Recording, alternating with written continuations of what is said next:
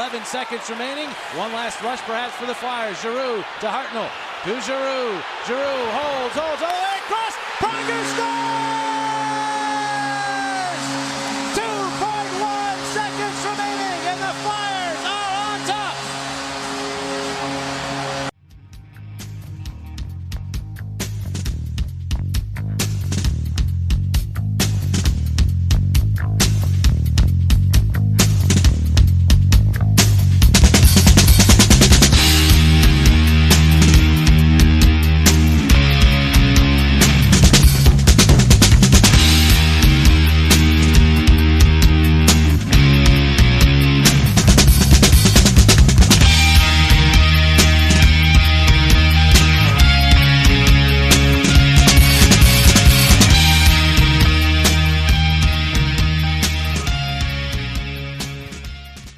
Flyers Nitty Gritty presents the O&B Puckcast, episode number 94.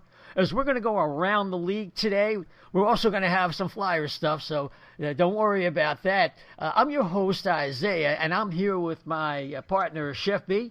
How you doing? Hanging here in hockey limbo. Yeah, hockey limbo. Dan Silver has the night off, but fear not.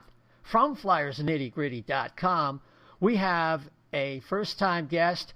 He has his own podcast. What is it? Hockey Writers Inc. Steel Flyers. Lance Green, man, how you doing? All right, guys. Thanks for having me on. Yeah, it's a pleasure. Make sure you catch that podcast. It's Hockey Writers Inc., right? Hockey Writers Inc. Yep. It can be found on Flyers Nitty Gritty or steelflyers.com. Yeah, Steel Flyer. Good guy.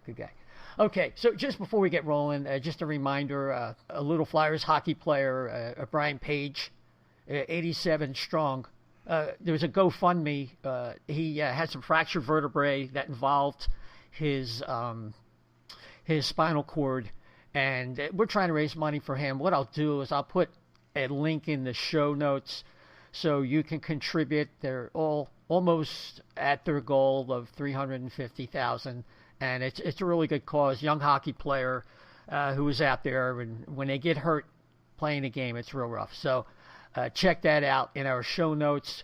So, gents, let's move on. We're going to have Dennis Bernstein later, by the way, from thefourthperiod.com. He's going to take us through the muck and the mire of the NHL and the Players Association, kind of having a tug of war about how we can come back and play. They still want to go to and start at January 1st, which would necessitate training camps in December. So we'll have to take a look at that. And we'll let DB give us the latest. And plus, also as part of that, I don't know, Chef, you had posted something earlier. I'm going to start with you. About Greg Wyshynski and his partner writing an article, and Emily Kaplan, I believe her name is. They had some different alignments that are supposed to be workarounds for the coronavirus, where they'd have different divisions for one season. They're looking at like a 48 to 60 game season, and the Flyers are in a different kind of division. Why don't you comment a little bit about what is proposed that Greg Wyshynski had some information on? Okay, I'm assuming you're talking about the one that entitles the whole a whole Canada division, which would probably be the smartest thing. Because in inter-country travel, I should say, correct. Between, yeah. So, in the East, it makes it very interesting. I mean, you lose the Penguins would be out of the East, but you still have the Bruins, the Sabres, the Hurricanes, Devils, Islanders, Rangers, and the Caps with the Flyers. I don't know if it's an easier route, but it makes it an interesting route. I think, if you break down the other divisions, they're pretty much in locale, with a couple exceptions being like Florida. They kind of like, depending on which article you look at, Florida is in the central or is in the southeast or something. There could be another article coming out with 5 divisions, or that's what I read about briefly right before I came on. So there'd be a 5-division thing, but the main one is basically, breaking it up in close as possible to areas to cut down on the travel, which makes sense. Right, and the Flyers would be in a division that you mentioned. Then they'd have an all-Canadian division: Calgary, Edmonton, Montreal, Ottawa, Toronto, Vancouver, Winnipeg. That's a lot of travel, though. I mean, it's all Canadian, but you go from east to west. Central would be Chicago, Columbus Blue Jackets, Detroit, Florida, the Predators, the Penguins, the Blues, the Lightning, and then out west would be the obvious ones in the U.S.: Anaheim, Arizona, Colorado, Dallas, L.A., Minnesota, San Jose, and the Vegas Golden Knights. Look, it's just a proposal, and they're likely to go back to 16 teams for the playoffs, but they haven't settled this stuff out yet. They'd have to talk about wonderful topics like salary deferral and escrow issues and stuff like that. So, yeah. Go ahead. I mean, in the previous agreement, when they voted to come back and play for the playoffs, I do believe there was something in there about, regardless of how many games are going to be played in the upcoming season, that they were still going to retain like 72% of their salaries no matter what. So I'm sure the NHL is looking at it to go, well, if it's a choice between, 48 or 60 games, they're going to be leaning more towards the 60 game because they're going to want to get as much revenue as possible. So I think it's interesting because there's a lot of factors. I mean, we touched briefly on it with, two shows ago when we were talking about with Rush Joy from Cross and Broad, and we were talking about mini bubbles and how that was almost an impossibility because the players were upset. Now it doesn't seem like it's impossibility in terms of when you're going to actually have to do this somehow to get the season up and running and to pay the players, like you said, with the escrow money. Well, yeah, without wading too deep into that, I'll say one thing that is problematic there. It's like, how do you do all this with no fans in the seats? So, I mean, they could be, this could be, Lance, this could be such a fluid situation where they're trying to find out, hey, by the way, federal government, when are these vaccines, when do you think they might be available for us? You know what I'm saying? It could be something as fluid as that. Yeah, I really think that the NHL, out of all the sports, has really shined in this aspect so far with their playoffs, jumping into it and having that bubble situations. It clearly had little to no flare-ups or widespread catastrophes with this COVID getting through there. They really did a good job with testing.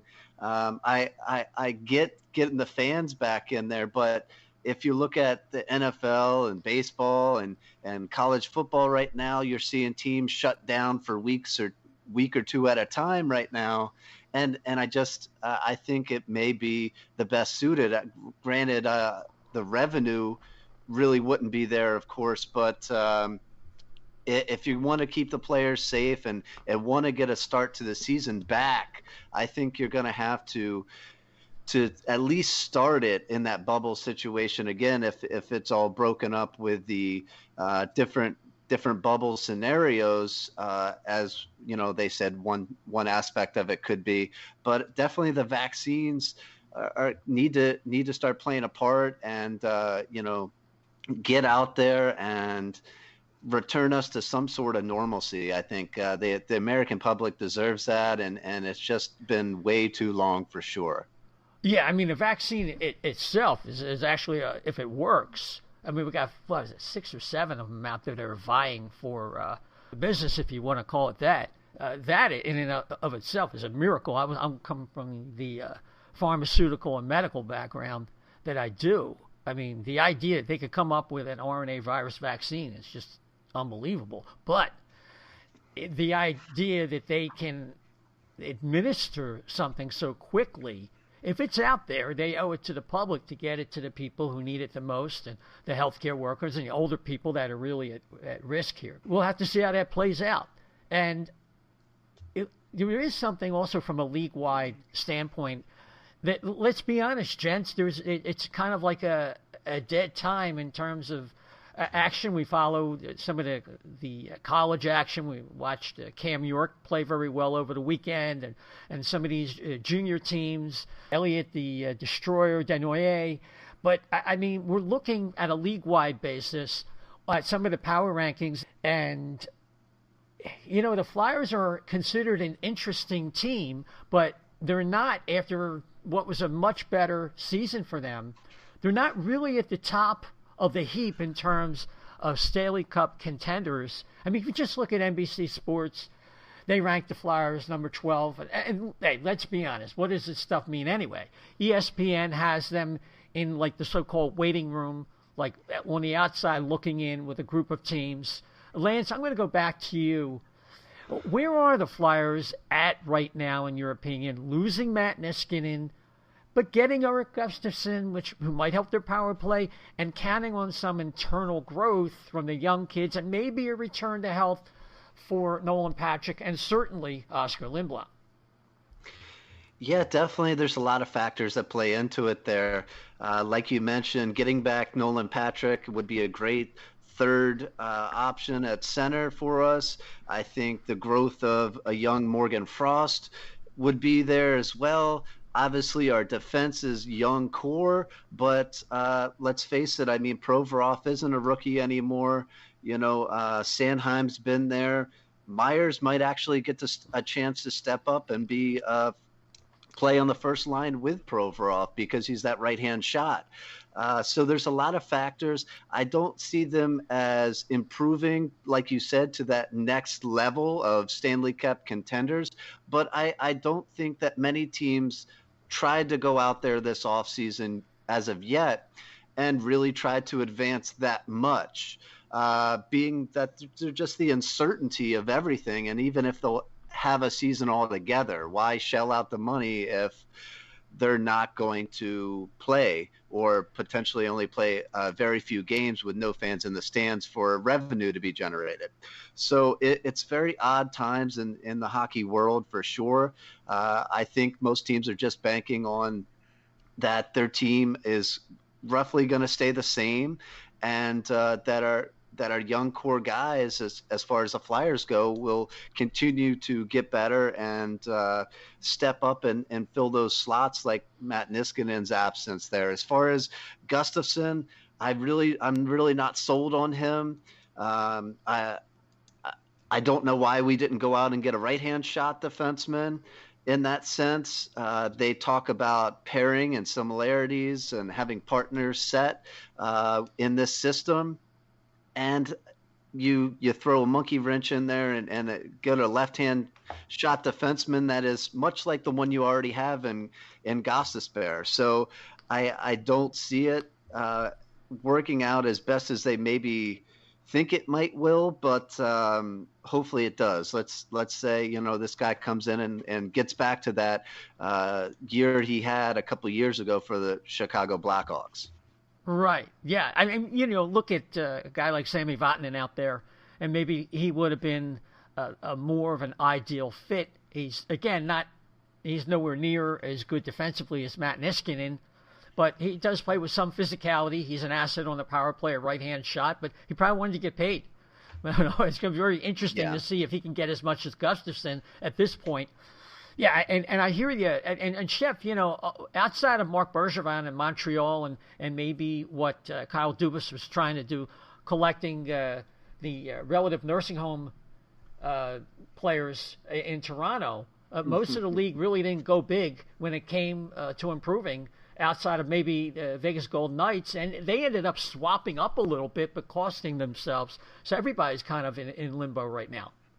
Yeah, it's going to be difficult. You know, when you talked about the power rankings, like you could easily look down this list here. That I'm looking at the one you have in your notes, NBC Sports one, and I'm just sitting there. You could easily flip 7 through 13 just by one move on the roster. You know what I mean? It's just, to me, that thing. I don't think the Flyers got worse. I think they got a hair better, but the problem is did Washington get 2 steps better? The Rangers or the Islanders get a step better.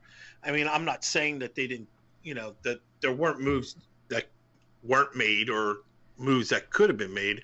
I'm just looking at it now, on paper right now, the moves that had to be made, maybe you couldn't make them because your hands were strapped with this whole fiscal problem. The biggest problem of all that they're going to have to deal with is the fiscal problem.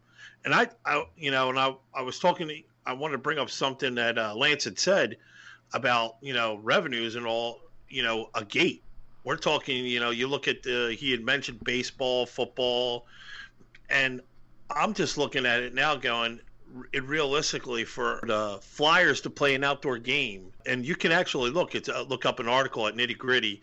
I forget who wrote that. I think it was Andy Gorel. Andy Gorel, right?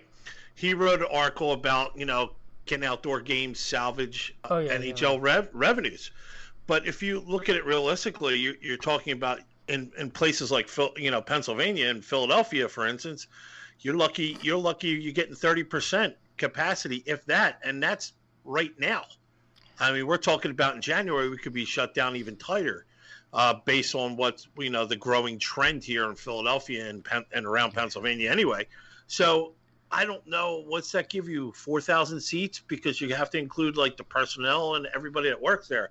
So I don't even know if that's an option anymore. So it'll be very interesting to figure out how they're going to supplement some of this revenue to come in to actually get started again.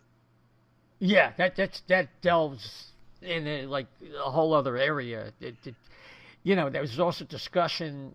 I heard that some of the higher revenue teams might be able to retain more salary as part of this agreement to try and make this thing go. Mm-hmm. It's very fluid. But, Lance, I wanted to get back to you. You've done a couple articles about the camp battles that are going to ensue at different positions. And I wanted to focus on two players because I got a late word about one of Chef's favorite players, a prospect, Isaac Ratcliffe, who really struggled last year. Yeah, definitely. And he looked like a guy who's going to have a longer development curve, which is very common for the long, lanky kind of players to kind of catch up, grow into their bodies, have the kind of strength, particularly core strength, to get what they call the linkage between, the upper and lower body. But if you talk to Brent Flair, they thought the light was going on toward the end of the season last year when they were stopping. And he really started getting things together. He still needed to work on his strength. And they're still very high on him.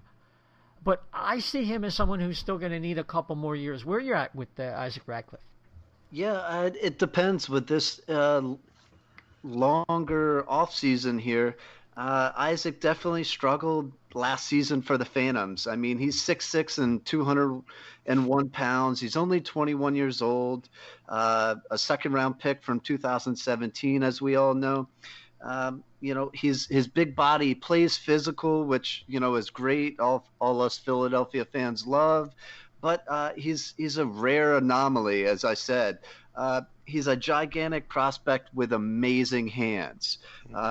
In his last year of juniors alone, he scored 50 goals for the Storm, and he was operating at a 1.26 point per game average, which is phenomenal. So the offense is there. But a lot of times, like you said, with these bigger guys, they're going from a place in juniors especially that they are the big fish on the pond. You know what I mean? They're 18, 19 years old now, and they're playing against 15-year-olds. Okay, they're playing against boys, and they're now men. So when they're faced with a harsh reality of now playing in the AHL or NHL and now playing against men, they suddenly take a step back and realizing that they're not the big fish on the pond anymore. And sometimes these bigger guys tend to take a little bit longer anyway to develop from that. A lot of the guys in college and stuff have a better or faster turnaround when it comes to being NHL ready or being professionally ready in the AHL. So I think, like you said, it might just take him a year or two to get squared away, but he does have all the intangibles that you want from a scoring winger like we so desperately need on this Flyers roster. Yeah, I think of a guy named Jason Dickinson, I think, from Dallas. He took a long time, and I would listen to Jim Nill, who's their GM, and he was well known for a lot of input during the heyday of the Detroit Red Wings. And when he went to Detroit, he drafted Jason Dickinson, and he said, "Wait on this kid; he's going to come around." And it took about 5 years, and it could be that kind of similar timeline for Isaac Ratcliffe. Chef, he's one of your favorite guys. You want to weigh in?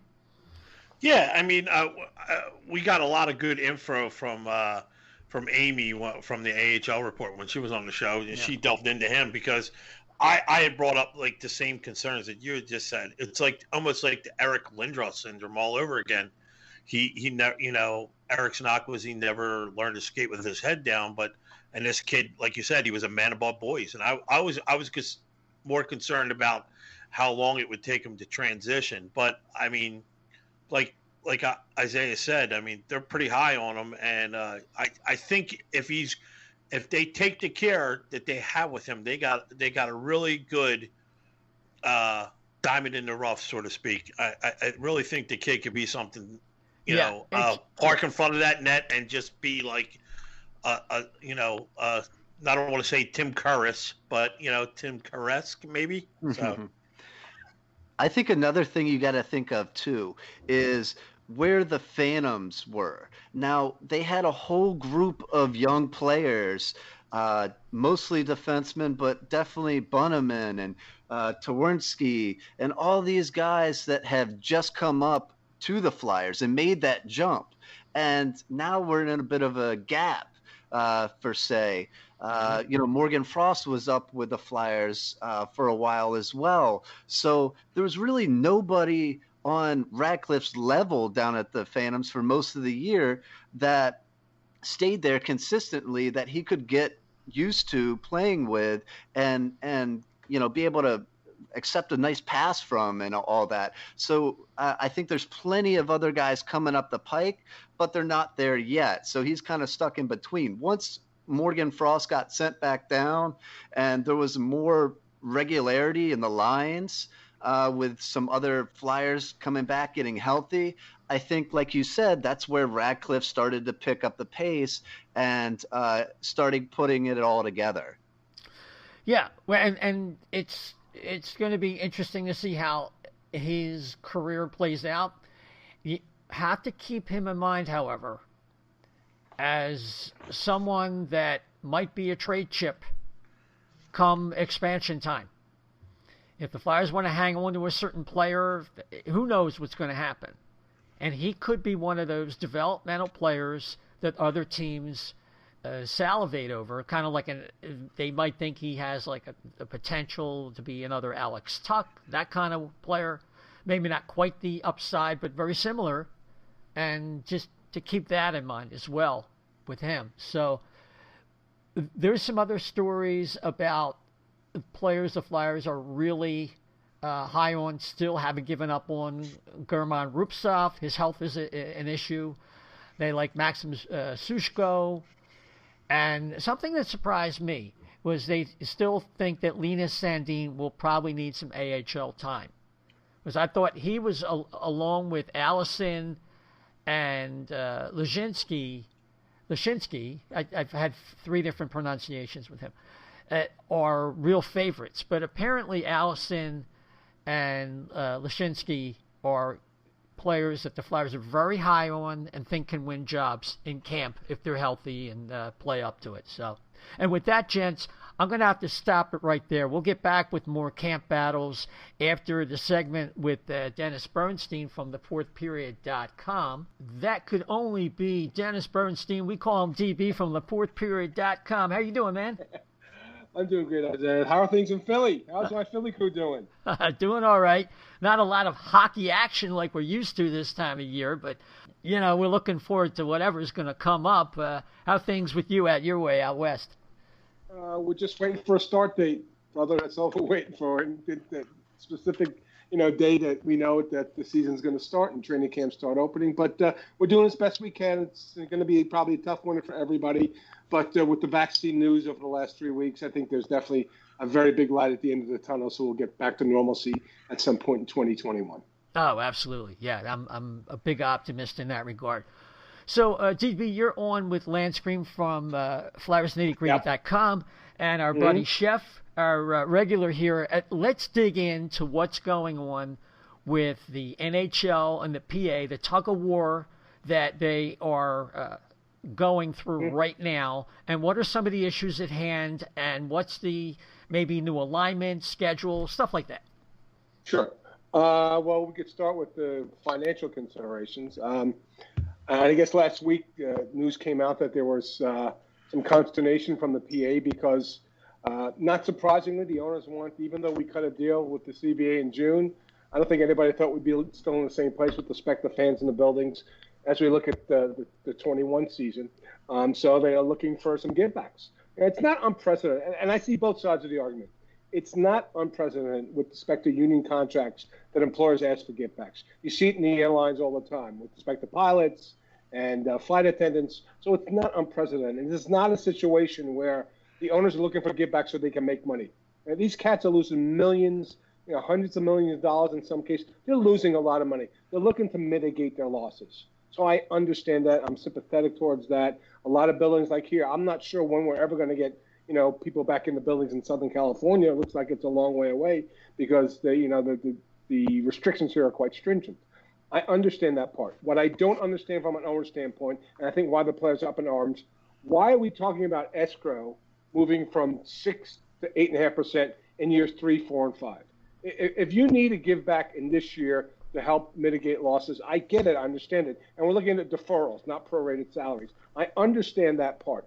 I do not understand why the owners would ask for an increase in escrow, because that's the worst word you could use to the players. Right. They hate that. I've talked to players. They hate escrow. And they go and say, what does years 3, 4, and 5 have to do with us right now dealing with this pandemic? I don't understand that part. So I'm also empathetic with the players saying, hey, wait a minute, what are we talking about? Now, could it be a tactic, a negotiating tactic by the owners by saying, we want two things, and say, okay, we'll give up the escrow, but you got to give us the deferred money that you'll get back towards the end of the season. I understand that. So I understand it. But I think overall, I think that the players want to play.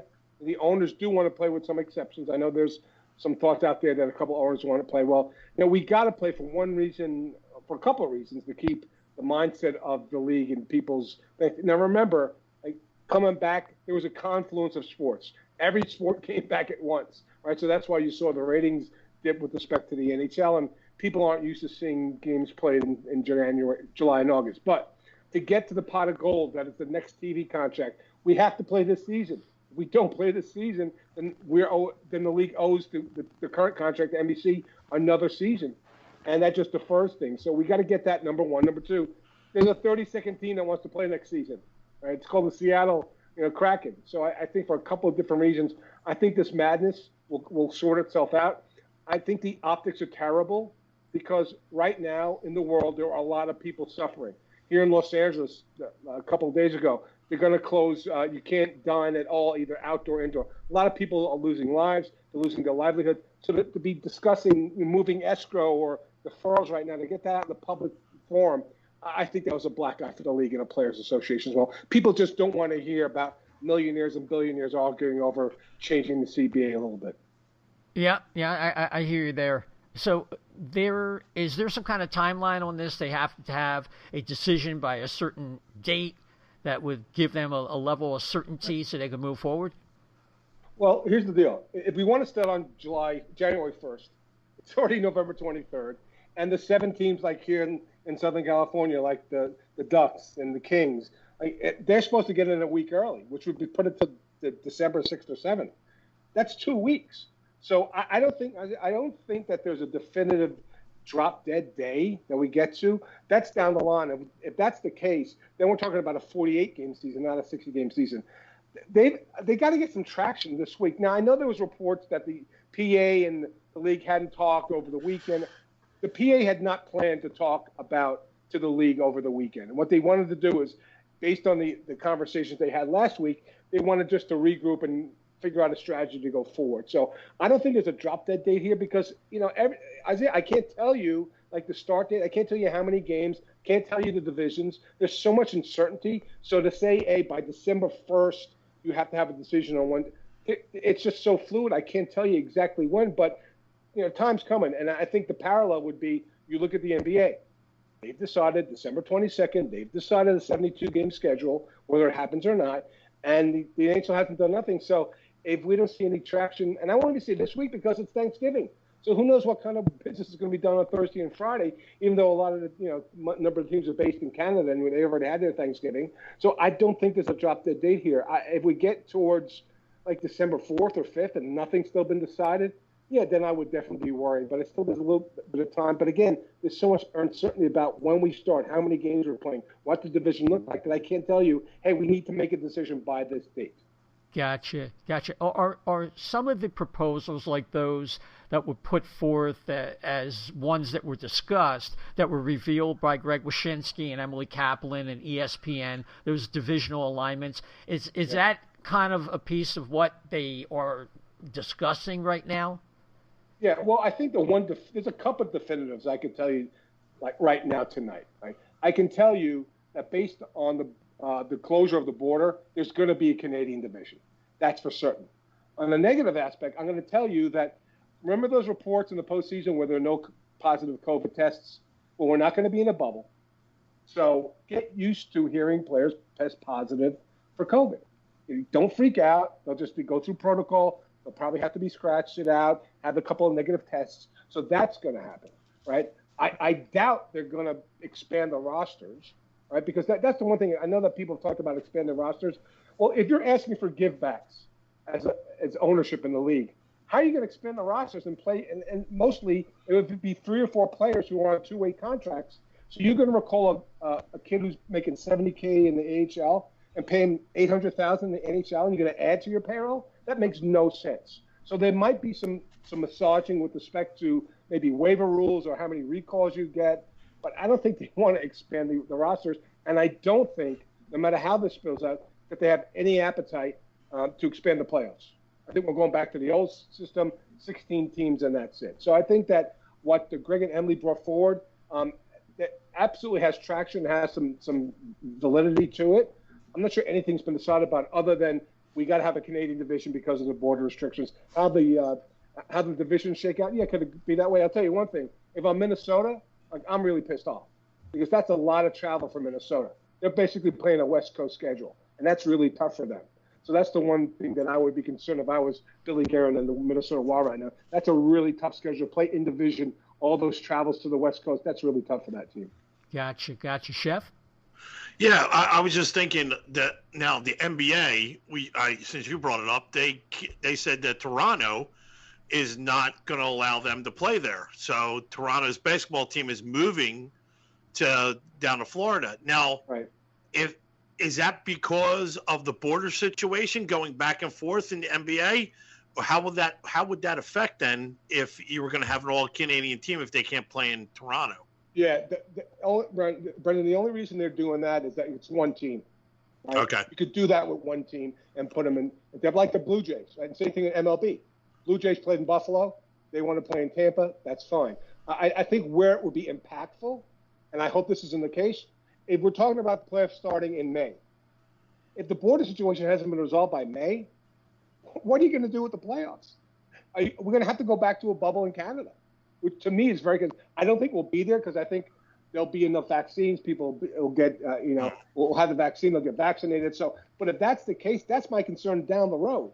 That could happen. So yeah, I assume the Canadian government's going to acquiesce. They are doing some rapid testing, a couple pilot programs. They did it in Calgary. I think they're starting it in Ontario. So maybe they get some traction with that. My concern is not playing a Canadian division because that'd be really cool because I'm sure by the end of the season, Calgary and Edmonton will be destroyed and they won't have any players left because they're playing each other 8 or 9 times. But other than that, I think that to start the season, you could do that. You can come with a Canadian division. And to be honest with you guys, I reference how we do the playoffs, right? I know people hate the divisional setup; they want to go back to conferences, but the divisional playoff setup was originally set up because you want to stoke rivalries. We want to have Vegas play LA. We want to have Vegas play the Kings. We want to have Philly play Pittsburgh. So we do it that way. But if we're going to have more of those games in season, I think that the games will be more intense. I think they'll be greater. I think they'll be better watched, even with players not in the stands, with fans not in the stands, which this game is very different with fans not in the stands. But I think the one positive thing, if we're going to this divisional shut, the way the geography works, I think those rivalry games we'll see more often. Because I'll submit to you that this balanced schedule that we play, like if you're an Arizona Coyote fan, are you going to drive like from Scottsdale to Glendale on a Tuesday night to see them play the Carolina Hurricanes?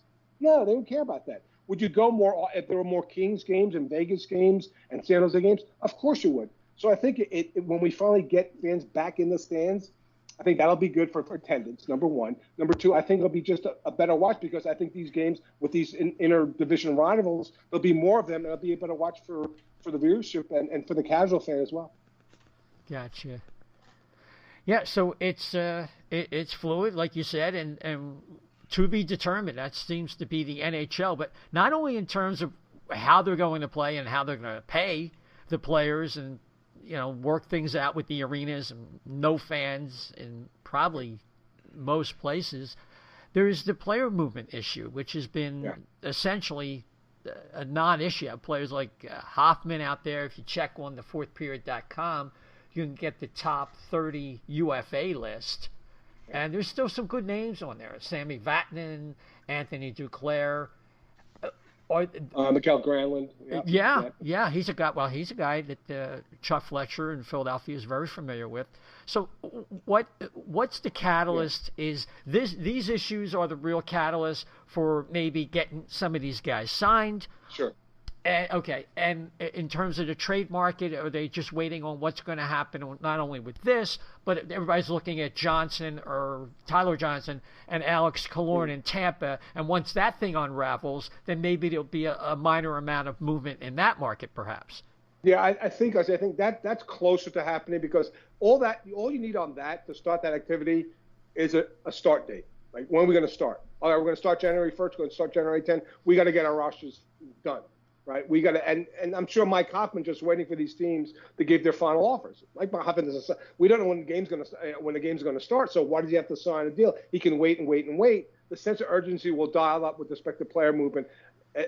I would assume if we announce next Monday, the start of the season is going to be January 5th.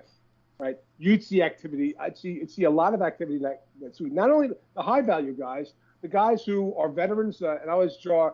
One example I always draw is our buddy here in LA who used to play for LA, Trevor Lewis. When free agency hit, Trevor had probably 3 or 4 teams interested. Then things petered out and there were no offers. But now, once it gets going again, he'll probably come in for minimum salary. But you can see a lot of recognizable names who are veterans who could be useful, probably sign minimum sales deals. And I think you'll see a propensity of PTOs as well. If Trevor doesn't get a deal, he still wants to play. He might go, and his last resort might go sign a PTO with the team and make the team out of training camp. Now, the training camps won't be that long. So I think that, to answer your original question, I think just once the date is announced, then GM's are going to get back on the phone, do things. And remember, we got, I think, 9 teams over the cap. We've got 3 more within $1 million of the cap, and there's players not signed. So there's going to be activity. There's going to be a bevy of. You might see, I always wish we would have activity like the NBA, but they have 12 men on a roster. They have more money to work with. But I think you'll see a bevy of activity that day, right behind the day of the announcement of when we're going to start, because then these GMs are going to have to finalize the rosters and deal with salary cap considerations because, like I mentioned, 9 of them are over the cap right now. Right. Besides the UFAs, are there any trade targets that you think are just you're just waiting for this log jam, the players that you think outside of the ones I mentioned in Tampa? And obviously one of the ones that we're thinking sticks out like a sore thumb is Shane Gostisbehere because of the duplication style-wise with Eric Gustafsson, who was recently acquired in a 1-year UFA deal. Yeah, I think the one team I look at that is very interesting would be the Bruins, because you look at their left side, right? Krug left. Not sure about Chara. I mean, Chara might decide not to play, So right now, the left side looks like Matt Grzelcyk and John Moore. That's not going to win you a title. So I think that situation with the Bruins, I think they may look at a kid like Noah Hannafin in Calgary, right? That would be a trade that would make sense. And who could you move? They just signed DeBrus to a deal. They have Andre Kasha. They need help at forward Calgary. So I would look at what the Bruins do. Maybe it's not Hannafin. Maybe it's another lefty. But right now, that's not championship quality, and they still have designs on winning a championship. So that would be the one team I would look at as a possibility positionally on what they need to do to make them not a contender again, but solidify their defense. With respect to Philly, Chuck can wait on Gostisbehere. You know, I always say this. The first injury that happens to a significant player, you're going to see some movement.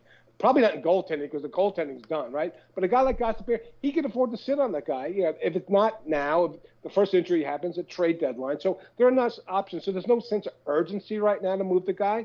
I just think that a team has a bad start. They have a bad injury.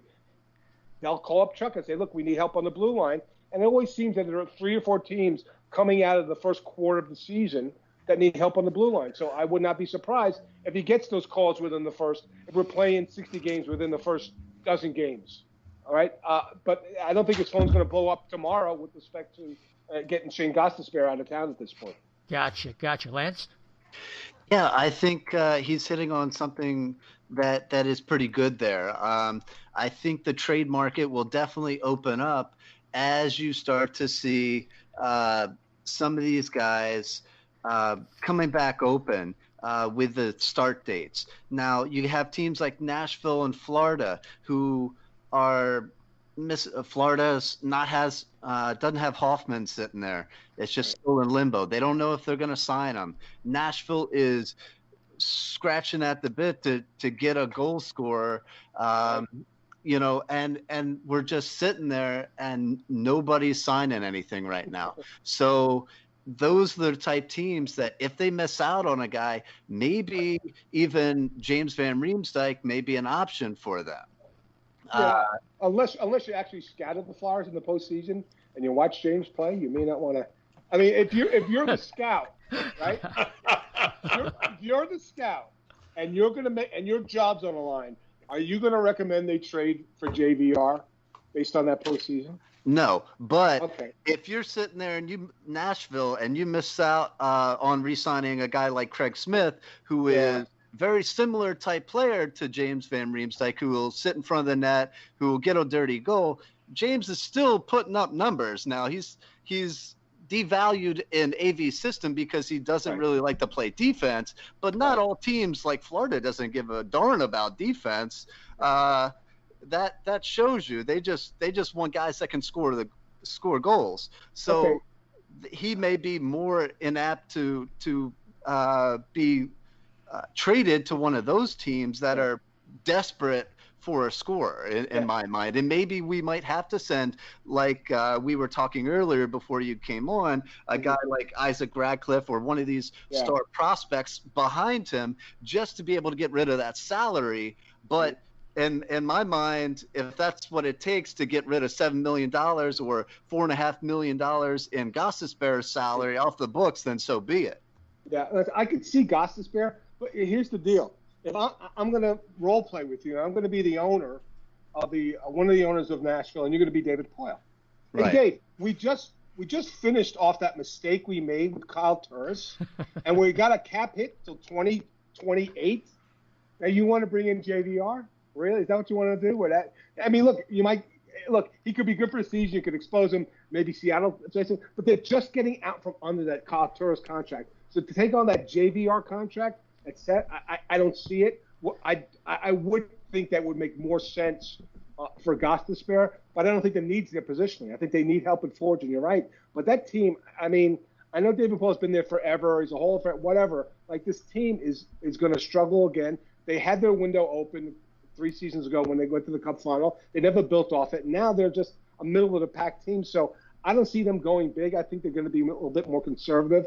I think they could have used Craig Smith, but he chose to go somewhere otherwise. This is a team that's really in transition, so I don't think they're going to step up and take on a JVR contract. I could be wrong, but I just see the circumstances of what happened with this team and how they guessed wrong on Kyle Turris. I don't think they want to guess wrong again on JVR because he's got to really be put in a position to win. I don't see that team the way they play, Lance, to be honest with you, where he'd be successful.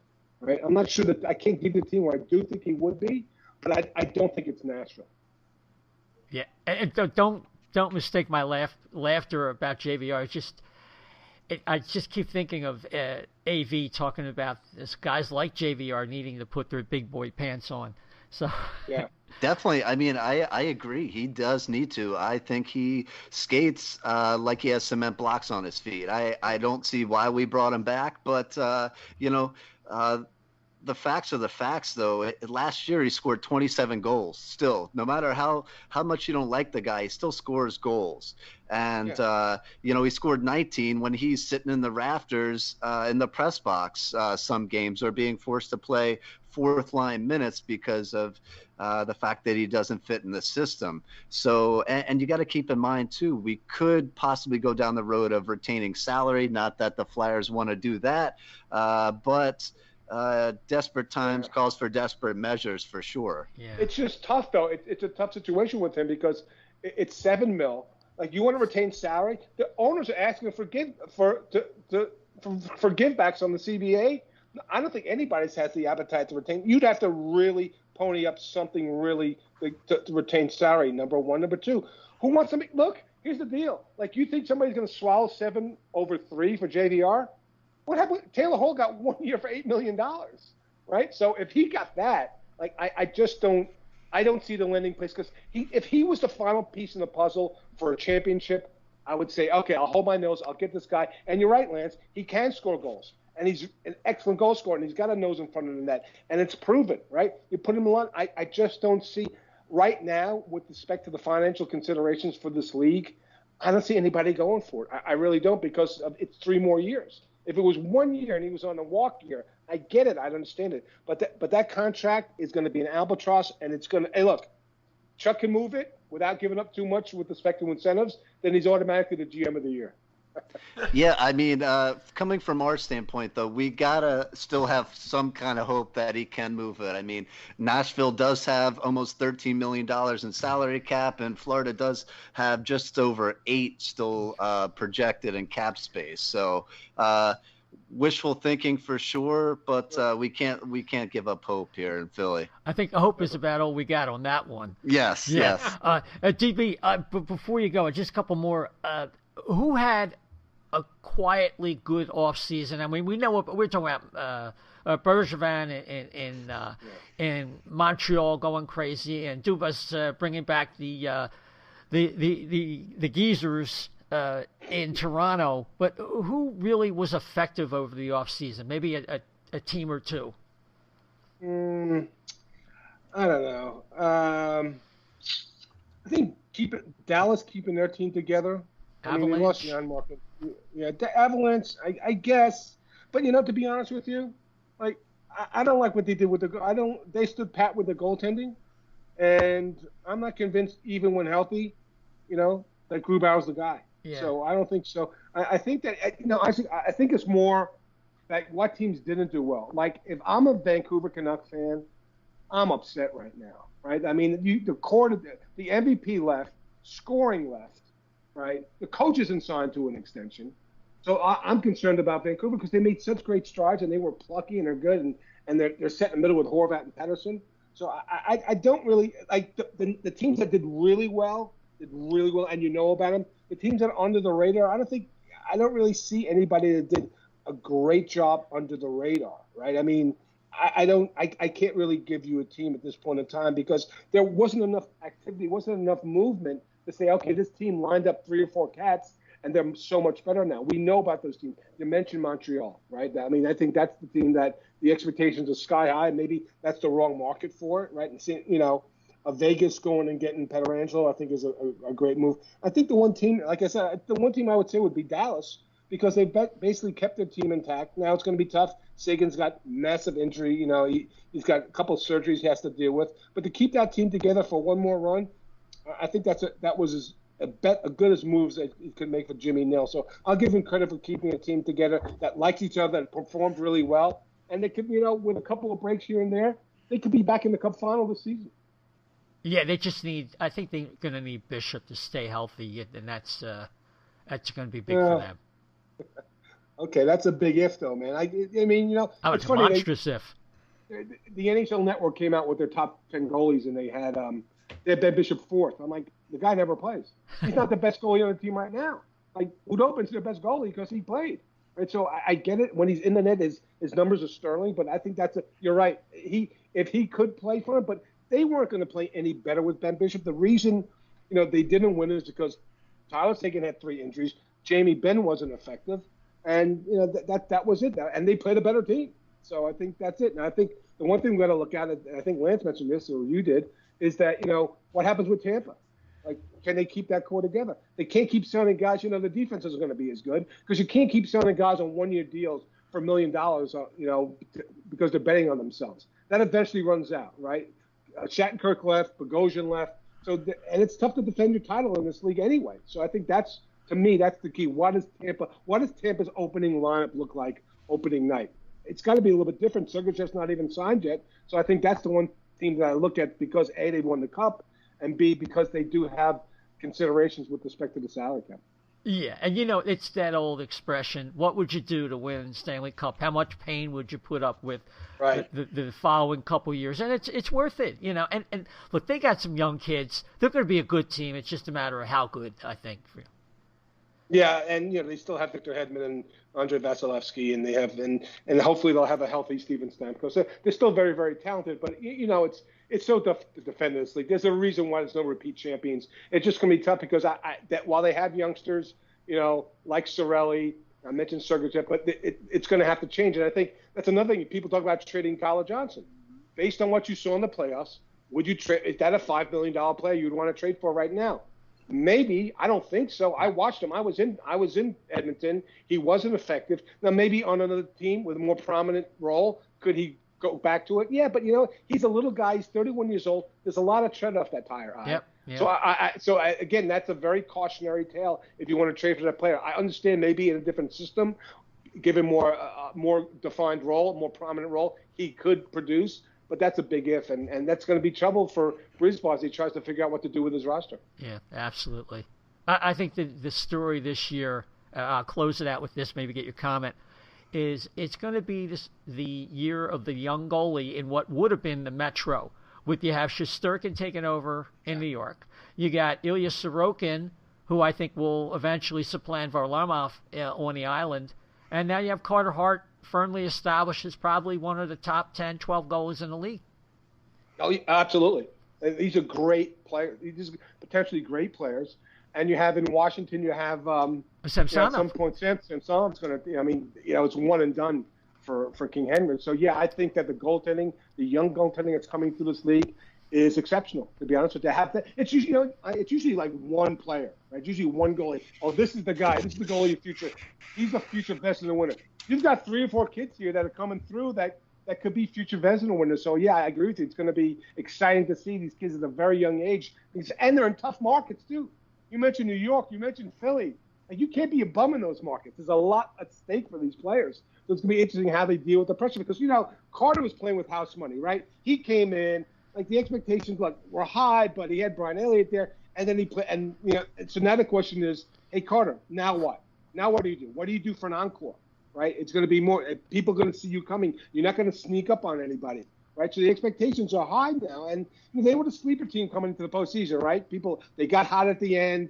They passed Pittsburgh. There's a lot of expectations here because if they play it right, could they beat Tampa next year? They could. So the expectations are sky high. So there's going to be a lot of pressure on this kid to develop, to deliver the goods. Because, I used to be a Flyer fan. I go all the way back to Bernie Perrott, right? So I understand what the legacy of goaltending has been, and it has been great over the last couple of decades. But there's a lot of pressure, not only on him but on this team to deliver because the time is now, right? They were a sleeper team and people under the radar.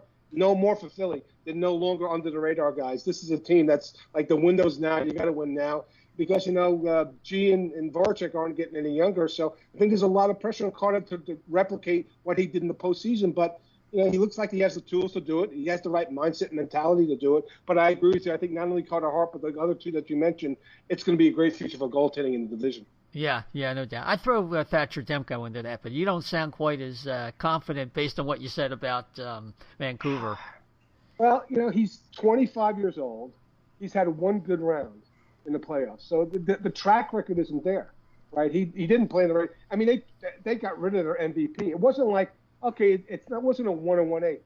Jacob Markstrom was their MVP, number one. Number two, he's going to Calgary, which is a division rival. Yeah. So if he blows up, and Calgary, you saw Calgary's goaltending. If he goes and is successful there, and he wanted to stay in Vancouver, but they couldn't find the additional money to keep it. It was, $1 million more per year, and another year. So it cost him $6 million. Now the pressure on him. So I just don't know, Isaiah. That's the one thing about that player. He looked good in that one playoff, but that team wasn't scoring much against him, right? Vegas couldn't find a way to score. That's why they weren't in the Cup final. So it could be a red herring. I just don't know. But again, he's 25 years old. He's not 21. So his time is coming. But if they were so sold on him, you wouldn't go and get Braden Holtby, right? Who didn't have a great season.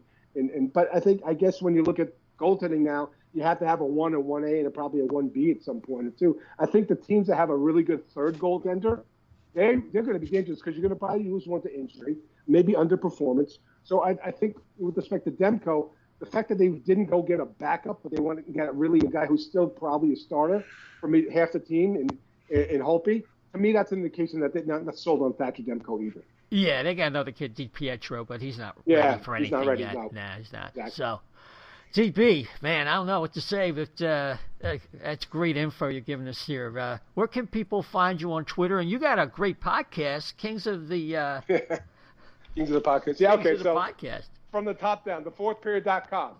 Me, Dave Pagnotta, we have a bunch of a network of writers as well. On Twitter, I'm very active on social media.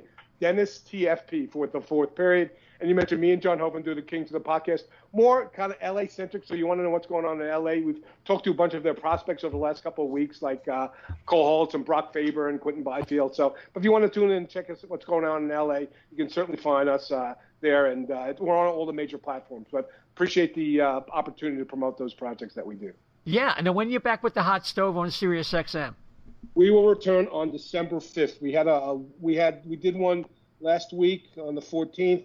But, there's nothing going on. We just kind of we figure by December 5th, there'll be news. Training camps will start opening up soon. So, so not this weekend. It's Thanksgiving weekend, obviously. But on Saturday, December 5th, we'll come back on Channel 91 from 11 a.m. Eastern to 1 p.m. Eastern. Terrific. TB, thanks for doing this. All right. Always a pleasure, man, guys. Hey, thanks for having me on O&B. I always like being on and talking to you guys. Yeah, terrific. Thanks. We'll talk. Cheers. DB, a lot of great info there. I wanted to get you guys' comments, and I want to get back to the last bit on the show. I want to talk about defensemen and some of the other challenge players that are going to be in battles coming up, and then we'll close things out. Shep, what say you about some of the things that DB talked about? I think it was pretty spot on. I think that we kind of knew about it was going to be a money situation. It's going to most of his problems. It's going to be about the money, and he kind of reinforced all that. And and that doesn't make me feel better about it, but he feels it's it's confident they're going to get something done. So that makes me makes me feel a little bit more at ease. That's all. Yeah, well, they have to. If anything, if only for the next TV contract, right, Lance? Yep. Yeah, definitely. I for sure, like everybody else, is missing all hockey, and just to even get to see him back on TV would be great if we can't attend games. So as soon as they get going, like he said, the teams will get ramped back up and finishing off their rosters. I don't think anybody's technically done yet. And also, like he mentioned, so many teams are over the cap and so many teams have big holes to fill still. And there's still a lot of good free agents out there to be had. It's just a hurry up and wait kind of thing until it's all set in stone as when we're going to start. Yeah, it sounds like there's going to be a flurry of activity. Nothing like we would really want it to be, but when they do come out with some dates, some guys will get signed. There'll be a little bit of trade activity, like some of the players that were referred to by DB, maybe something in Boston if there's still going to be a contender. They have to figure out that and the Chara situation. So we'll see what happens. Now, just kind of finishing up on some of the players that I caught my attention in some of your articles, Lance. There was an Inquirer article, a real nice piece on Samuel Moran. And the inside word, and again, I'm getting this via Anthony Sanfilippo at Crossing Broad, the organization's really rooting for him. But he's really up against it. And even if he does make it to the NHL, when you have prospects like Igor Zamula and Cam York coming in next year, it's going to be tough for him to find a spot if he does make the league here in Philadelphia. Yeah, definitely. But he does have a different set of skills that nobody else in the system or on the current Flyers roster has, and that's a physicality and the ability to be that policeman on the ice that the Flyers need. You saw Tampa the season before last get bounced out of the playoffs because of lack of physicality. They couldn't even protect their star players. And, it's hard to score when you find yourself on your seat of your pants. And that is just what Moran can do. He's 6'7", 127 pounds. I think you mean 227, right? Yeah, 227. I'm sorry, 227. Sounds like one of my thighs. Right. Getting ahead of myself for sure. But yeah, definitely. I mean, he had some big injuries with back-to-back knee injuries there, but he can just manhandle anybody he goes up against, and his point of range for a poke check is phenomenal. He just offers that grit and that toughness that the Flyers lack in their current roster, over more so than some more talented prospects like previously mentioned Zumala, and even a guy I like a lot is Wyatt Wiley, who just signed from Everett, and he'll be playing with the Phantoms if they ever get started. He's probably my most underrated guy in the Flyers defensive core right now. But definitely I look for Zamula. He could be a possibly top 4 defender within the next year or so, I would believe. Yeah, 4 or 5, possibly. The problem I have with Sam Moran, he came into the league with better than average straight line speed. He never had great mobility laterally. And I think when you tear your ACL, which unfortunately I know too much about, he tore it twice.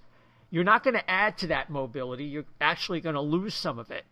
And I just question whether he can be anything more than a 6'7" guy in that arrangement with that skill set, because it's been not a lot of hockey over the last few years, and to me I don't think he's going to be able to make up that gap, at least in Philadelphia. Chef, what say you? Yeah, that's going to be a tough one. I mean, look, we're all rooting for him. I think yeah, he might actually get to the NHL someday, and he might actually have a minimal impact on a team. I just don't think the Flyers teams is in his future.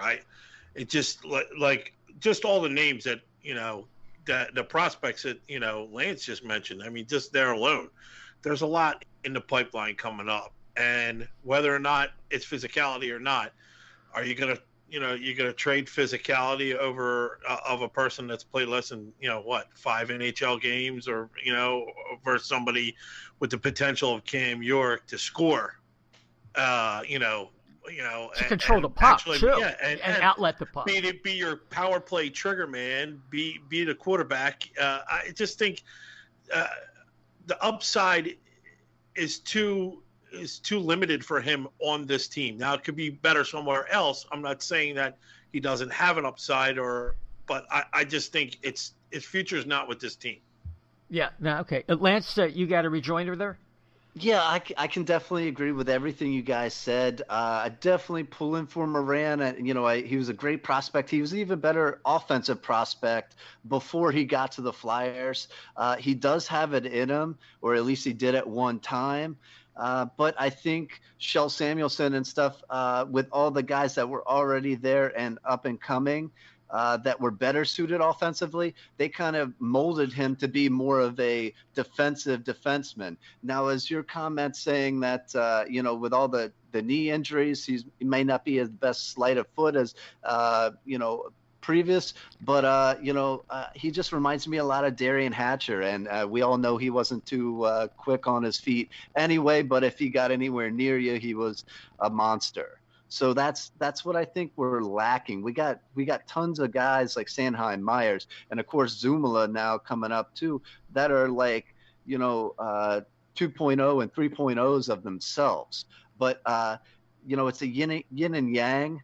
You have an offensive defenseman, and I think you need a defensive defenseman for when they do go on fast breaks. You have somebody that can stay home and guard the net as well. But it's definitely going to be hard for Moran to find his own space now that these injuries occurred and more guys keep piling up behind him. Yeah, I think with the matching of skill sets is certainly a logical desire, and like you're pointing out, the yin and the yang.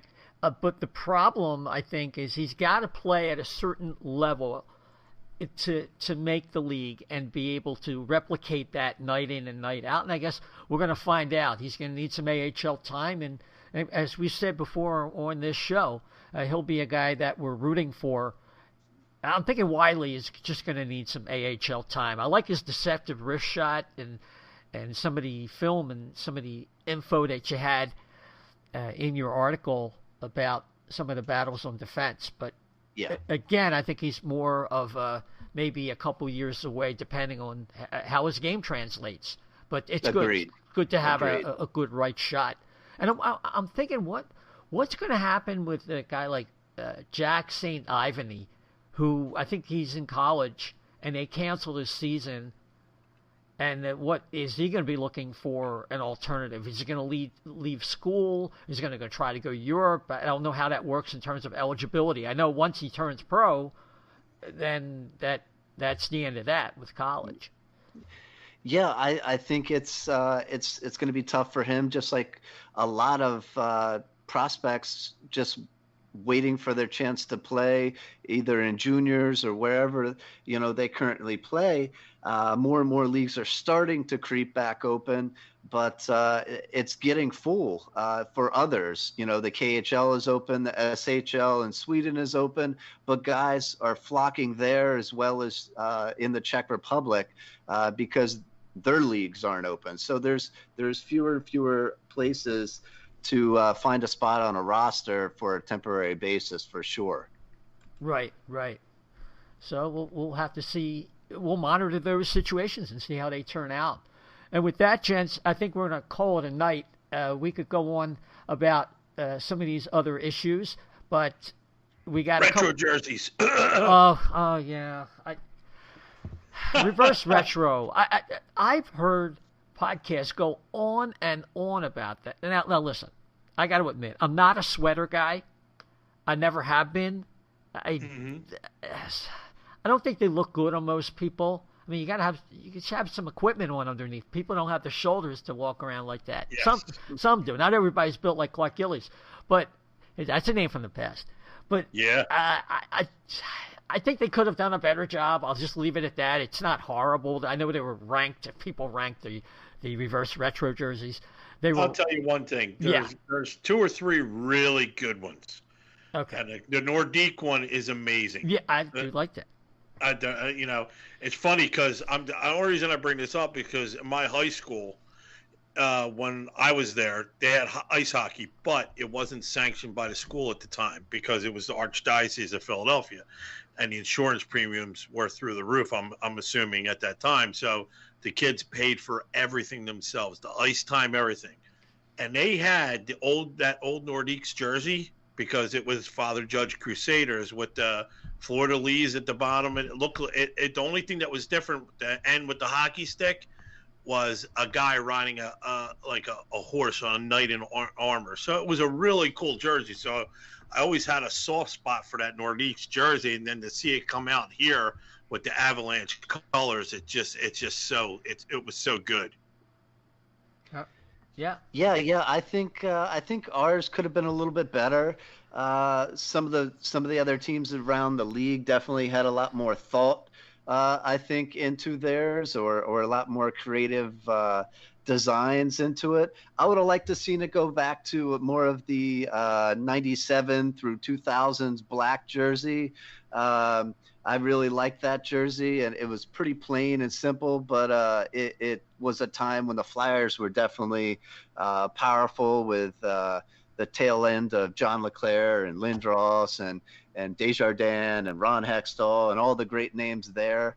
I have some kind of sentimental spot for that type jersey. So yeah, I'm going to say the Kings and the Avalanche. I would agree with the Athletic. They're like the two of the best ones. But the Flyers could have done a better job. I don't know what they were really going for there. But look, they need to sell merch. We get it. Yep. We want to support our teams, and they need the revenue. So I tried to avoid discussion about this. But look, we got it in. People want to talk about it. But the only thing I have to say about the Flyers one is the white looks out of place on the sleeves. And that's it. Other than that, it could have been a half-decent jersey, you know? Yeah. I think the best alternate jersey they've ever had is probably the black ones. I do like the outdoor game from 2 years ago. Yeah, that was pretty good. That was actually pretty good. I like that. I also like the one with what was it? 2010 or 2011? I think Briere was still with the Flyers at that time, and I think they had an outdoor game. The one with Boston. Oh yeah, yes, I know, with the knit, right, the knit front. I thought that was an awesome outdoor one too. Yeah, that was a very good one. But so I'm sure you can find them all. They're somewhere. Although they're using a different maker now, so now you got to find them on eBay and pay through the nose. You check with Dan, the Flyer fan. He's into all that. Yeah, he knows that. Okay, so Lance, just like to say thanks for coming on tonight. Appreciate your contributions. Where can people find you on Twitter and your articles and all the fine stuff you do? Sure, guys. I appreciate the invite to the show. You can find me on Twitter at LNGBASSIST, the numbers 39. All my articles are on Flyers Nitty Gritty, the latest being out today. You can watch my podcast on Flyers Nitty Gritty or SteelFlyers.com, and that is the Hockey Writers Inc. Terrific. Chef, where can people converse with you? You can get me on Twitter, Chef to the Left B. I'm Isaiah. You can yell at me. Everybody likes to yell at me. Isaiah, ISAIAH _520. Isaiah, don't forget the underscore 520 on Twitter. And, of course, follow the O&B Puckcast at O&B Puck, at O&B Puck. Please rate and subscribe. If you give us a 5-star rating and subscribe is really important on your favorite platform. We're on so many, I can't even keep track. But among the most popular, SoundCloud, Apple, we're new with Deezer, Radio Public, Stitcher, TuneIn, YouTube, of course, and now we're featured on FlyersNittyGritty.com. We're part of that team. We're proud to be with our buddy Jamie Basco. And, if you subscribe on your favorite platform, when people look for a Philadelphia Flyers podcast, it moves us up the charts so people can access our show. It's been growing. We really do appreciate that. And with that, we'll probably come back in a couple weeks when the NHL and the players make up their mind what they want to do. Until then, everybody, take care.